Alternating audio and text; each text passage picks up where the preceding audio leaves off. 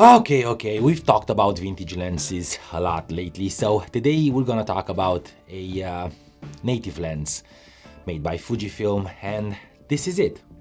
Not this. It's the 70 to 200mm f2.8. This is the 50 to 140 f2.8, which actually is a 75 to 210mm. This is the lens that if you are a professional photographer, or if you like to shoot long focal length, if you're shooting sports and portraits and landscapes, if you like that compression and that depth of field, this is the lens that you should buy. Now guys, you know me, I love great lenses that have snappy autofocus and great image quality and nice color rendition, and this is one of them. This is my workhorse when it comes to weddings and even portraits from time to time. I love the way this lens was built, and the Fujifilm did a great job putting together all kinds of materials, from metal, which is the barrel and most of the lens, as well as a metal focus ring and a rubberized zoom ring that is all internal. So this lens doesn't raise up, it doesn't extend at all. Everything is inside, and it should be like that. So you're gonna have a very compact lens. This is a lens that also has a great aperture ring, very clicky, that will go from f2.8 to f22, which is a great range for shooting all kinds of, like I said, scenes, from portraits to landscapes to sports and wildlife. It depends on how do you want to use this lens. I think it fits everyone and anything. Also, the lens has a fourth ring. This is the tripod holder ring that can switch and swivel all the way to 360. And if I'm putting it on the camera, you're gonna see exactly why it does that. Because when you have this lens on the tripod, consider my hand as a tripod, you can easily move the camera in portrait orientation or landscape orientation without having to take the camera off the tripod and putting on. Now, I do have an Arca Swiss plate on my XT3 that helps me with that if I don't have this lens on top. But if I have this one, this Arca Swiss renders null, because I can easily turn, and it's a less intrusive or obtrusive way to change from portrait to landscape orientation. Now the lens is hefty and heavy, it's around 1 kilogram and 2.2 pounds, and it also measures around 8 inches long and probably around 3 inches in diameter, and it feels very, very solid in hand. On all the Fuji cameras that I've tested it, on my XT3, on the XT3 and the X Pro 3, it's a bit front heavy, which means you have to basically hold the lens pretty sturdy in your hand and pretty steady to be able to get good shots. But if you're using the rule of thumb and double the focal length on your shutter speed, you won't have any problems. And that is actually helped by the fact that this lens has an image stabilization motor inside. This is an OIS lens, and right here on the side you can tell you have a small switch that you can switch the OIS on and off. It doesn't have 2 steps or 3 steps like other lenses, but I think it's more than enough. And I was able to shoot shutter speeds down to 1/80th of a second, 1/50th if I am not drinking a lot of coffee. Now, I do have a gripe about this OIS, and I'm gonna talk about it a little bit later.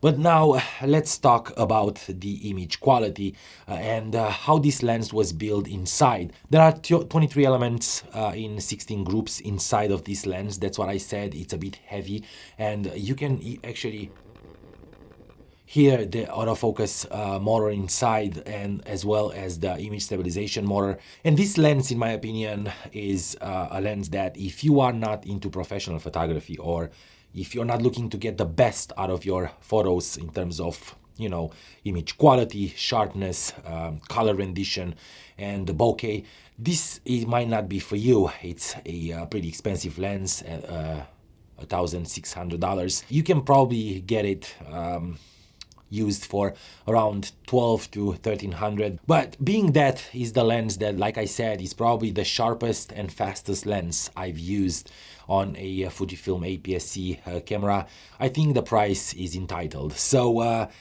if you want to buy this lens, $1,600, there are options out there like the 55 to 200, which is even a longer focal length, and the aperture is not that wide. I think it's 3.5 to 5.6 or something like that, or 4.5 to 6.3.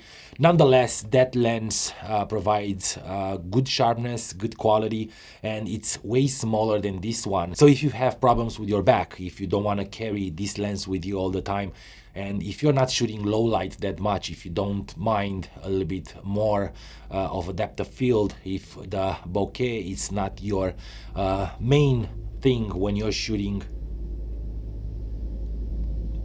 They're washing the streets right now. Basically raise all the dust and sending in our homes. Okay, so we were saying that if you don't mind a little bit of heftiness and a little bit of a heavy lens, there are options out there. I would definitely push you towards the 55 to 200 if you're not a professional photographer, if you can't basically justify spending $1,600 on one lens. You can actually buy 4 or 5 lenses in the Fujifilm lineup just with this lens. Now, in terms of image quality, this lens provides pretty much everything you need, or it should provide, because like I said, this is the translated 70-200 in full frame on the APS-C, and Fujifilm chose this 50-140, which is a little bit longer than the 200. Is basically 75-210, which gives you a little bit more reach and also a little bit more compression and depth of field. So yeah, it is what it is, and I love the way it renders the colors. I love the way it makes a subject pop out of the photos.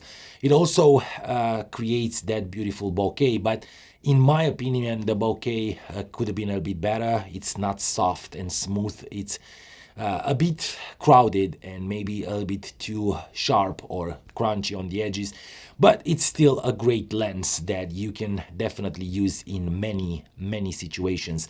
The colors are good, and the autofocus is snappy, and like I said, this is an image stabilized lens, so you can go down in shutter speed probably around 1/80th of a second. I've been able to shoot 1/50th of a second at lower ISOs, which means lower noise in your photos. So that's a great thing. Now, like I said, I have a gripe with this image stabilization. The autofocus motor inside has a buzz to it, and I'm going to show you exactly what I'm talking about. That buzz, when I'm gonna turn on the camera, you're gonna probably hear it, is not very loud, and for me was a bit cumbersome at the beginning when I started shooting with it, but then I got used to it. So I'm not sure if all the lenses are like this. Mine might be a bit louder.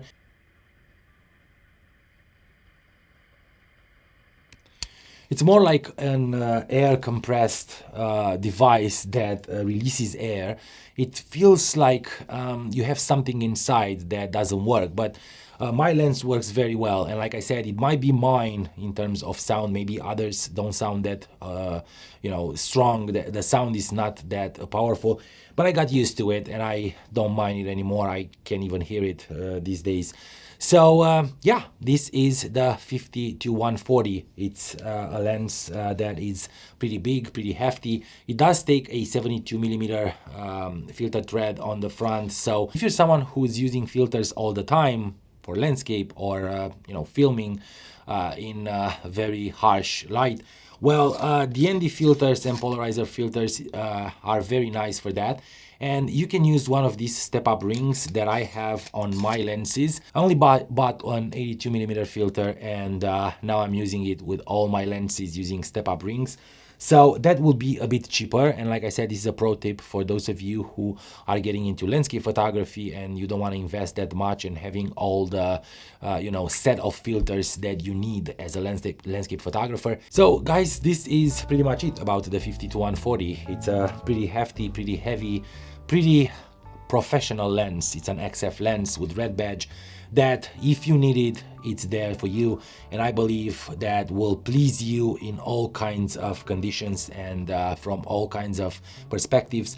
This lens is for those who make money or for those who want to step up their image quality, as well as, like I said, the bokeh and autofocus rendition. And if you want to have something reliable, this is the lens for you. Now, if you like this video, please go ahead and give it a thumbs up, and I want you to acknowledge that most of you forget about that. Please don't forget, just give it a thumbs up, it helps a lot. That's the way you are supporting me and this channel. There is nothing else that I'm asking. Just subscribe to the channel and also hit that notification bell to be notified, and give these videos a thumbs up. It's a very, very helpful way to support me and support this channel. And don't forget to stay focused, my friends. I will definitely see you in a bit.